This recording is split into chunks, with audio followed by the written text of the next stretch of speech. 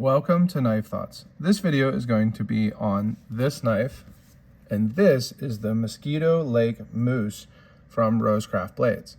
So this is a newer model from RoseCraft's Blades, and it's one that's interesting to me because it is a pretty large knife and also a two-bladed knife with two full blades.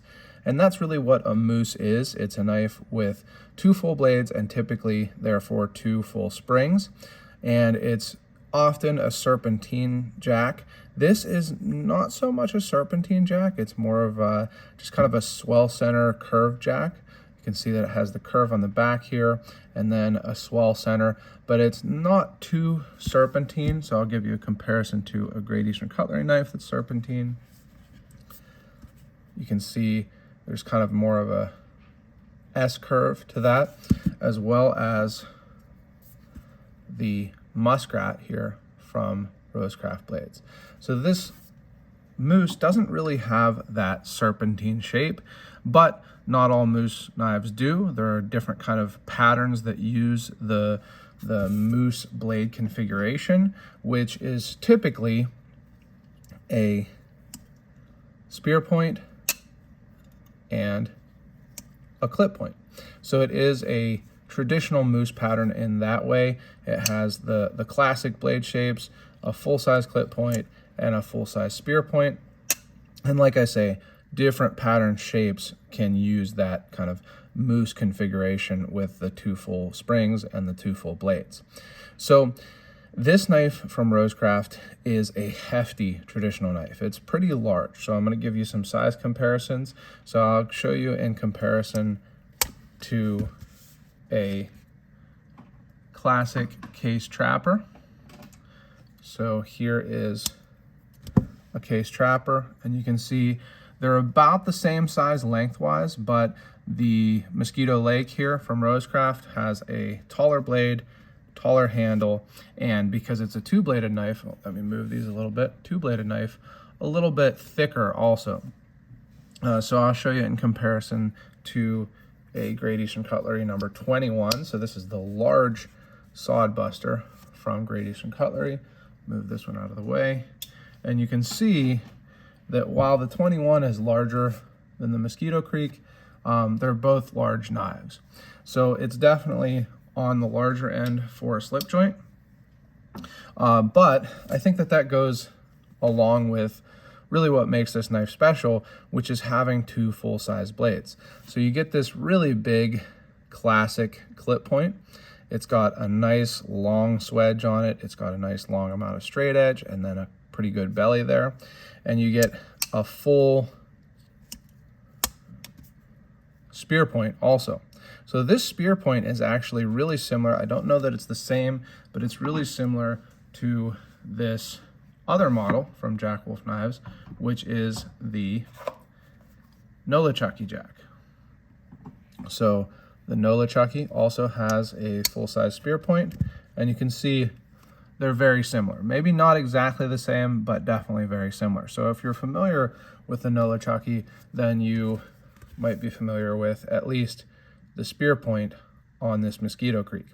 Now, another similarity between these two is the bone color. Now, if you look at the bone on these two knives, the color is actually really similar. So that's something that I really liked about the Nolichucky is the color of this bone, as well as the character. It really has this cool character to it where you have the lines in the bone. I think that's really nice. Now, the bone on the Mosquito Creek, or the Mosquito Lake, right? Yeah, Mosquito Lake, has the same type color, but a little bit of a different pattern. It's a little bit more kind of splotchy, you know, it doesn't have those lines, but still a really cool kind of olive green color to it. So RoseCraft's Blades just does a great job of their covers. I think that they are really unique, really classic looking, and that's true for this one also. Now, I actually don't have any moose pattern knives to show you along with this. I like to usually show kind of different examples of the pattern, but I don't have any moose knives, unfortunately. I have had maybe one, I think, from Great Eastern Cutlery in the past, but didn't keep it. So I'm going to show you the closest thing I have, which is probably this Muskrat from RoseCraft. So again, this is the Sequatchie I hope I'm pronouncing that correctly.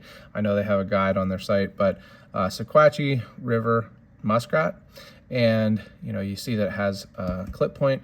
Now it's not a similar clip point like it is with the Nolichucky and the spear point. You can see that the clip points here are very different. It's a really slender clip point on the Sequatchie muskrat and a very tall clip point on the Mosquito Lake moose.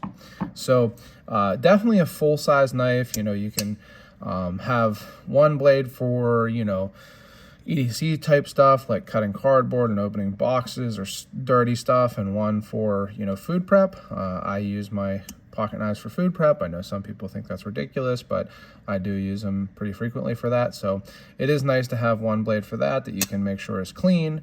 You can also have a blade that you use and a blade that you keep sharp.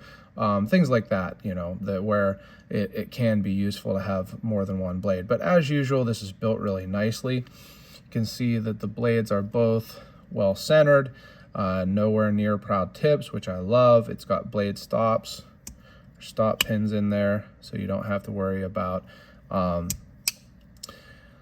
blade wrap, and nice action. Now this nail nick is pretty close to the pivot, but it doesn't really give me any trouble.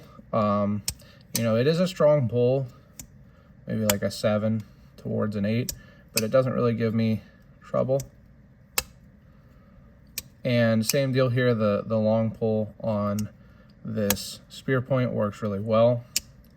And again, 7 or 8 on the pull, 7-ish I should say, maybe 7.5. But no gaps on the back springs, no gaps between the covers and bolsters, just really well put together. The shield is fitted really nicely. The pins are all done well, no cracks or anything. So just a really, really nicely made knife. These RoseCraft blades are really, I've been super impressed. I've gotten to see a lot of these now, and I've been really, really impressed with the quality. So another cool knife from RoseCraft Blades, especially if you're looking for a large knife, a large slip joint with two blades. I think that this is a great option for you. So thanks to Andy of RoseCraft Blades for sending this along. And if you're going to get one of these, you can get it at RoseCraft, but I suggest getting it at traditional pocket knives. You can use my code KT10 for a discount. And if you enjoy this type of video, make sure you subscribe to the channel, click the bell and select all so you know when I post new videos. I will have more RoseCraft videos coming out soon, hopefully. And last but not least, as always, well, not quite last, make sure you subscribe to my email newsletter at knifethoughts.com. That's the best way to get all the latest knife thoughts. And last but not least, as always, don't forget to go out and do good.